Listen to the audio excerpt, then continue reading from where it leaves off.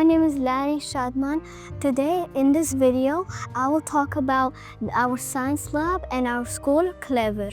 Look, we've got this in our science lab. It's our respiratory system, our lungs. So let's see what the respiratory system is. The respiratory system is the organ and structure in our body that allows us to breathe in and out. It includes our mouth, nose, trachea, bronchi, and alveoli. Our human body has two lungs, right and left. Right is bigger than left, so let's try it.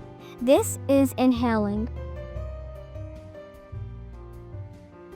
This is exhale. Our heart and lung work together to get a supply of oxygen and to breathe out carbon dioxide.